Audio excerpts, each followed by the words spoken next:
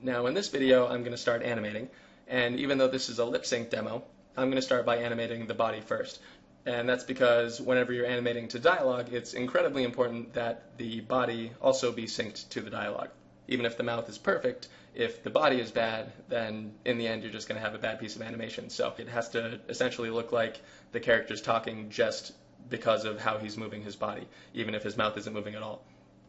And so if the dialogue is sad or excited, then that has to show up in the character's body, in the way he's posed, in the timing of his movements, etc. So that's one reason I start with the body, because it's so important. And another reason is because it puts the character in his poses to camera. So then I know, once I do start getting into the mouth animation, I know if his face is looking at camera or if it's profiled to camera, and then that will help me to decide how I should pose his mouth. So that's why I start with the body, and I'll do that in just a second. First, I'm going to put the animation back on these things.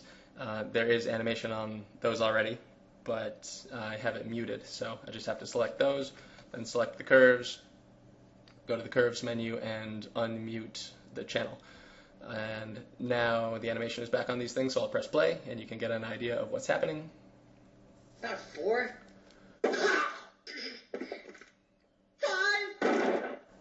From what? So that's what Raymond has to deal with in this animation.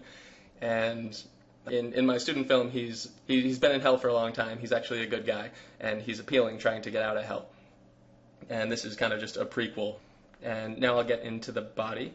So I'll open up my pose library, and it's called PoseLib. And I got it off a site called SaithCG, and it's a free pose library. It's super awesome, and here's a picture of it on the site. There are descriptions of what it does, how to use it, installation instructions, download, and it is free, but you can donate. And it's a very valuable tool, so if you want to donate, you definitely can. And I'm on the specific page for that tool right now, but if you're on the home page, you can just go to Mel and then PoseLib. So that's what I'm using. It's a good pose library. And I'm going to be using it a lot for the actual mouth animation. I've already saved out a bunch of mouth shapes, and when it's time to do the mouth animation, I'll just start plugging those in. But for now, I'm going to use it for the body, and at this point, I've obviously already animated it a little bit, but before I would start putting in key poses, obviously you need to figure out the performance. So shoot reference, do thumbnails, act it out, do whatever you need to do to figure out what the performance is going to be. And then when you're ready, start blocking in your key poses. At least with this workflow, this is how I work. I work with, I start in stepped with some key poses, then do a couple breakdowns still in stepped, and then I get into spline. So now I'm at that point where I'm going to start blocking it in. So I'm going to use this shelf button. It selects all his body controllers. And now on frame 1 there are already keys, and also I have these keys just saved in negative frames in case I ever want to get this pose back. But right now I've already thought a lot about the poses and everything, and I know where I want the key poses to be and the dialogue, so I'm going to start scrubbing through and find those places and then start putting in poses. So I'll scrub through. So when he says 1, I want a new pose. When he kind of smacks his mouth a little bit, I want a new pose. When he starts talking again, I want a new pose. When he starts yelling, here he's cringing. There he's yelling again, and here he's getting smashed.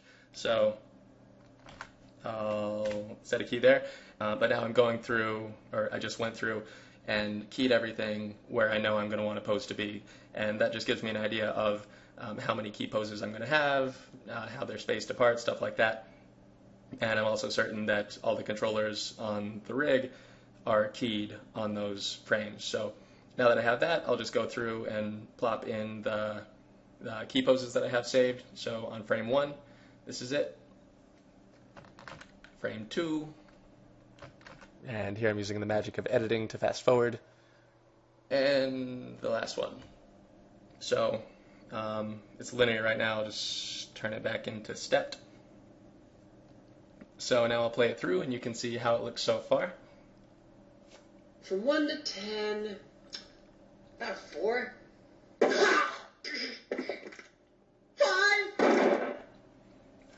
So just with these few keys, you can see the basic structure of the animation, what's happening when, how he's reacting to these things smashing him. And it's beginning to look like he's speaking the words. He's kind of moving and gesturing at the appropriate times. So the basics are here now. And it's also good at this point to make sure like everything, all the poses are working together before you start adding breakdowns. So just for example, like here, he's in a down pose, and that offers me a good opportunity for contrast when he jumps up right here. So just look at all that stuff, make sure you're happy with how it's all working, like the basic poses of the animation, and then you can start to break it down. And before I break it down, I'm actually going to start to add, I'm going to add some eyebrow and eyelid animation. So I have those posed here as well, saved. So now I'm just going to click the shelf button. It's brows and eyes right here. And I also have to select one of his body controls. And now those keys show up, so now I can just step through and set keys on all the brow and eye controllers on these same keys. So that's what I just did. And now if I select the brows and the eyes, you can see that there are keys on each of those. And now I can just step through and add the poses that I want. Fast forwarding again. So I guess that one doesn't matter.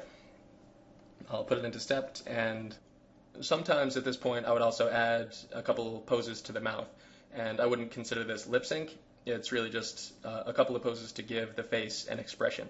So if I didn't have time to actually do lip sync before I had to show my supervisor or the director, I would at least want to get a couple of poses onto the mouth to give the face the expression that I'm going for. So I'll do that at this point. So I'll go back to frame 1, and in the mouth I'll give him, let's see, this pose, a little smile, and I'll select the mouth and make sure everything is keyed. Then I'll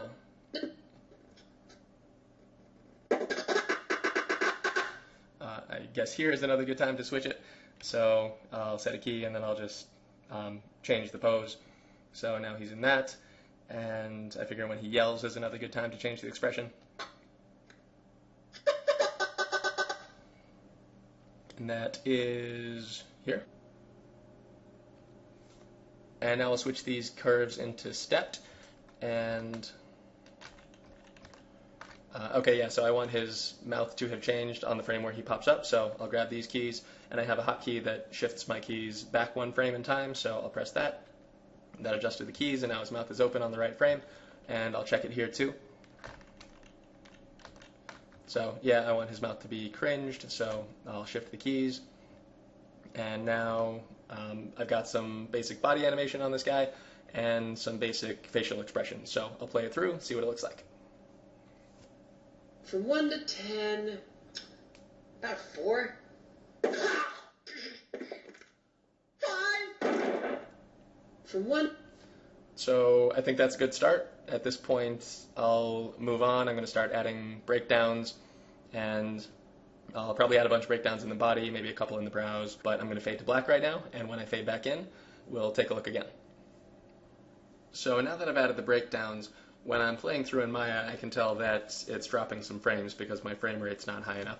So I have done a play blast, and I'll play that. From 1 to 10, about 4. 5. And that's usually about as far as I'll take the body before I move on to the mouth. And to finish this video, I'll just kind of talk you through what my thought process was when I was doing the breakdowns and defining the body a little bit more. So the first move is just from looking this way to looking this way. So I put a breakdown in between, and I also dropped the breakdown pose a tiny little bit, just so there's a little bit of an under arc when he's turning. And I've also left his hand on the table to this point, and so far he's said from 1 to, and then I use the word 10 to lift his hand off the table. It's useful to be able to listen to the dialogue and find words or inflection or whatever you can find that can motivate the character to do little moves within a pose to keep a pose alive instead of having to be frozen in a pose or drifting through a pose. And that's kind of what I was doing there by lifting his hand. And I see I have a bad tangent there, which I'll get rid of later. But that's what that was. And now when he makes the sound, he just drops down. It's very simple. I didn't even bother to do another breakdown there. And then he moves back. And I did the same sort of thing, just a breakdown in between when he's turning his head. And I delayed his hand just to offset it. And I used the word for to move his hand and shrug his shoulders a little bit. And I kind of feel right now like it's kind of back and forth. He moves this way and delays his hand, then moves this way and delays his hand. So I'm going to try to resolve that as I move forward in spline. And then he's just holding there, and he gets smashed. And I just added a breakdown going back before he goes down. And then there's a cringe in the dialogue, so I used that to move him, and I tensed up his fingers, so he's cringing and tensing up a little bit extra. And there's also another cringe, like some sort of a sound coming from him that I used right here to move within the pose that he was in. And also now that he's facing this direction, it makes more sense that he could see the next big hammer thing coming, so that's why he freaks out and says 5. So he does that, and I just added some breakdowns. He's leading with his back and shoulders and dragging his head, and then he gets up there, so that's where he is, and then he gets smashed, and I just animated these couple of frames to maintain the contact with the rock. And I'm going to play it through one more time, and you can watch it now with the stuff in mind that I was just discussing, and see how it looks. From 1 to 10, about 4. 5. So that's the body for now, and in the next video I'll talk about and show you the kind of things I think about and consider when I'm planning for the mouth animation.